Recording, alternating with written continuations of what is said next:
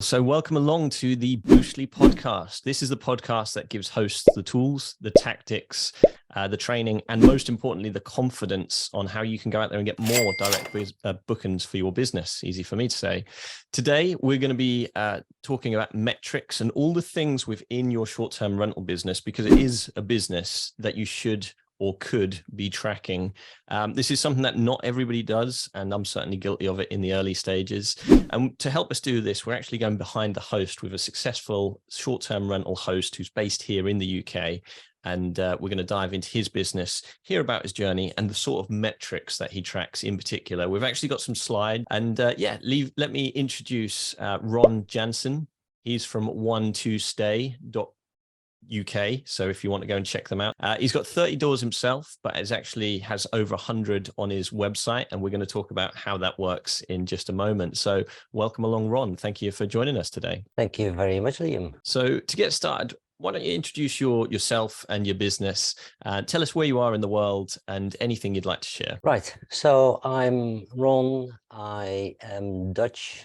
And I left the country many years ago, in '85 to be precise. So I'm really a bit of a flying Dutchman because I've been living all over the place. And of course, right now I am at home, and home is in sort of greenish but cloudy Hampshire. Old Hampshire, not New Hampshire. It's always cloudy in England, isn't it? Well, yeah, but that's a good thing actually, because then you appreciate the fact that it's sunny. Absolutely, very true, very true. Talk us through what kind of model you use and why. So I'm really an IT guy. I like to systemize things. I really think about, let's say, very logical structures. And that means, of course, that I always like to see things from a sort of block perspective, as Lego blocks almost. And that means that anything that I sort of do, it has to hang together in a proper, robust fashion. I can go back in time a little, maybe not yet, but literally what I like to do is make sure that all the components that are used within the hospitality industry are glued together in a very coherent way, and also making sure, of course, that you keep control if you want to grow, that you, let's say, grow wisely, because obviously having one property that you lived in before, for instance, and you want to rent it out, that's a totally different model than when you run up and scale up to 30, 40, 100 or a few hundred. And then clearly you have to think much more about, okay, how do the professionals approach it? And then clearly you're looking at let's say, a Marriott or an IHG group, things like that. So that's a totally different approach. But of course, it means still you need to have the basic building blocks in place to make sure that everything stays robust. That sounds fair enough. We will dive back into your background of how you got started in hospitality, but just before we do, in the intro bit, we mentioned you've got 30 doors yourself and there's 100 on your website. Talk us through, are the 30, are they ones you own or manage? And the extra ones on your website, how does that work? Back in 2017, I tried to manage myself. Problem was that 70 miles away is not convenient. Clearly, it means that if there's an issue, you have to go up and down. In those days, we had an electronic lock, August, and that was very fiddly, but at least we were able to say to a guest, here's the code, you can enter the flat. However, if something goes wrong, it takes an hour to be there. And that's not very practical. Plus, of course, all the cleaning and stuff like that. It's extremely difficult to do anything like this remotely if you don't have the right people in place on site. And of course, if you're running your own, let's say, short-term rental, and it's, let's say, within 5 minutes drive or several within a, let's say, 10-mile radius, yes, you can do things, but then still, you can't really do that much unless you have extra people, because if you do it yourself, all of it, welcoming the guests, cleaning, maintenance, and there are many, many bits and pieces in the background as well, because you have to do your admin.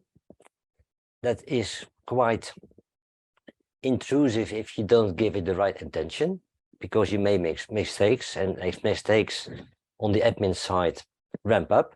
Then you have your marketing, you have your sales, and so it becomes a lot quickly.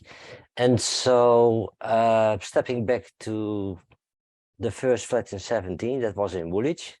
And of course, another interesting bit is that you think quickly, okay, all you need is a flat, put furniture in it, put it on Airbnb, Booking.com, anywhere, and it will sell. It doesn't work that way.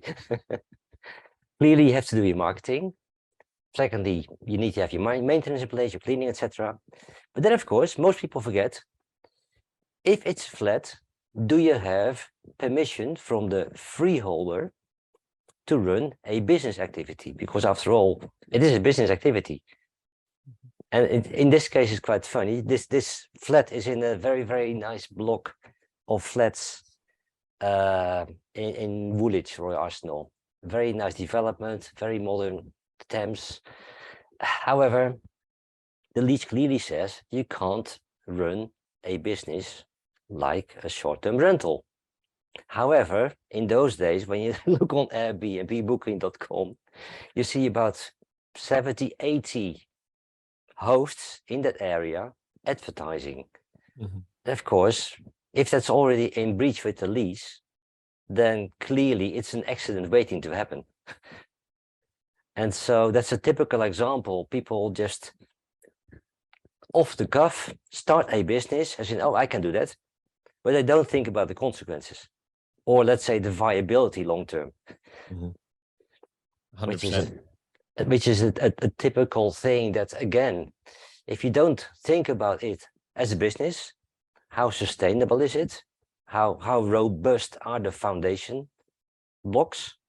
Then, yeah, it is risky, to be honest, even if you're having a healthy turnover. And I'm sorry for all the people who are relying on OTAs. Again, it's like you're having a flat with a freeholder who does like this. However, it's not allowed in the lease. If you're running your business and all your bookings are coming in from OTAs and other websites, and you're not in control, actually you don't even get the real contact details unless you're a bit clever about it. Mm-hmm. Again, you're too dependent on others, and that's a business risk, to be honest. Definitely. Thank you so much, Ron, for My spending pleasure. time with us. Really appreciate you sharing your business with us and your story. And I hope to speak to you again. So thank you too, if you're listening to this on the Facebook Live. That's it from us from this live recording of the Boostly podcast.